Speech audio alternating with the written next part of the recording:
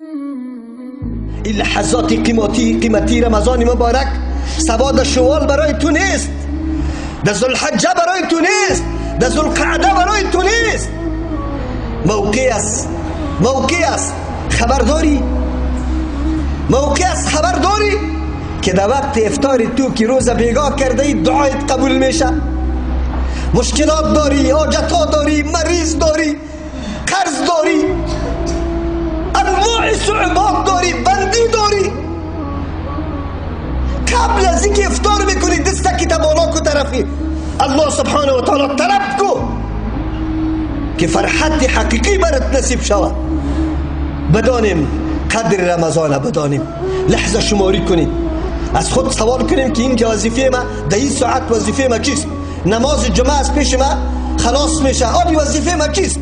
مستقیم برم در خانه، فلان چیز در خانه ضرورت بود، لااقل در خانه پرسان کنم چی چیز نیاز داره خانواده، پرسان کنم، همکاری کنم. نماز از پیشم نروه، در بعد از نماز دیگر والا رمضان مبارک است هیچ کارم ندارم. امو ساعتی که الله دعا را قبول میکنه در رمضان، در جمعه، امو ساعت اکثر علما قولش به این است که ساعتی است که بعد از دیگر تا شام است و تو در مسجد الله سبحانه و تعالی کتاب الله را پایین کرده ای، تلاوت کرده رایستی، به الله سبحانه و تعالی میگی که الله چه انعام عظیم سر ما کردی، در احب البلاد شاندی مرا، در بهترین بقعه و در بهترین خطه مرا شانده ای. احسان تو نیست؟ در زیر رحمت تو قرار دارم. ساعتی است که قطعا دعا قبول میشه، قطعا دعا قبول میشه. دادیم وقت برش، دادیم داد میزنیم.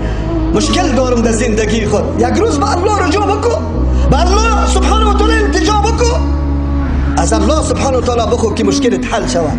توبه خوشحالی برای کسی که از این فرصتهای خیلی با ارزش استفاده درست میکنه، درست میکنه. الله از این جمله ما و شما را شمار بکنه، توفیق بده، نصرت ما را بکنه.